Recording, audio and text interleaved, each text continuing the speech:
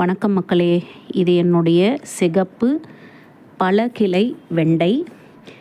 இதில் இப்போது இந்த வெய்ய காலத்துக்கு மாவு பூச்சி தாக்குதல் ஸ்டார்ட் ஆகிருக்கு.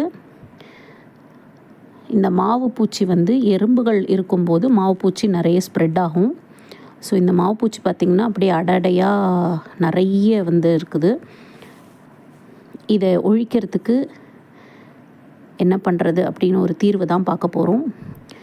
இதுக்கு அரிசி கழுவின தண்ணியை ஒரு 4 நாள் அப்படியே புளிக்க வச்சுட்டு அந்த அரிசி கழுவின தண்ணியை நம்ம ஸ்ப்ரே பண்ணோன்னா இந்த மாவு பூச்சியெல்லாம் சீக்கிரமாக செத்து போயிடும். இதை பார்த்திங்கன்னா இப்போ தெரியும்.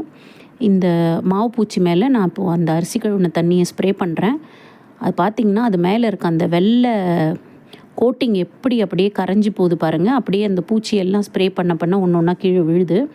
ஸோ இந்த மாதிரி நம்ம ரெகுலராக பண்ணோன்னா இந்த மாவு பூச்சியை சீக்கிரமாக ஒழிச்சிடலாம். இந்த வெய்ய காலத்தில் தான் மாவு பூச்சி நிறைய வரும். எல்லா செடிகள்லேயும் கத்திரி, மிளகா, தக்காளி, வெண்டை இதிலெல்லாம் நிறைய வரும். செம்பருத்தி செடியில் வரும்.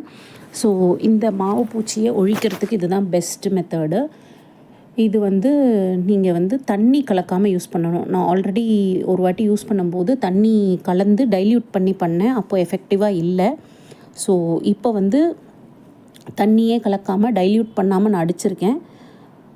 இது ரொம்ப எஃபெக்டிவாக இருக்குது. நம்ம ப்ரஷ் வச்சு தேய்ச்சி க்ளீன் பண்ணலாம் தேவையில்லை. இது ஒரு ஸ்ப்ரேயரில் போட்டு அப்படியே ஸ்ப்ரே பண்ணி விட்டுறலாம். அடுத்த நாள் அதுவே விழுந்துடும். இல்லைன்னா கூட கொஞ்சம் ஃபோர்ஸாக தண்ணி அடித்தோன்னா இந்த மாவு பூச்சியெல்லாம் கீழே விழுந்துடும். நம்ம செடிக்கு எந்த பாதிப்பும் இருக்காது.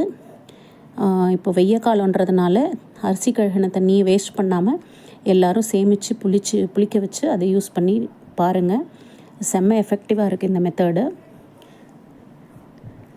இந்த சீசனில் வர்ற மாவு பூச்சியை ஒழிக்கிறதுக்கு இது ஒரு பெஸ்ட் மெத்தடாக இருக்கும்னு நினைக்கிறேன். எல்லோரும் யூஸ் பண்ணிவிட்டு இந்த மெத்தட் எப்படி இருக்குது அப்படின்னு சொல்லுங்கள்.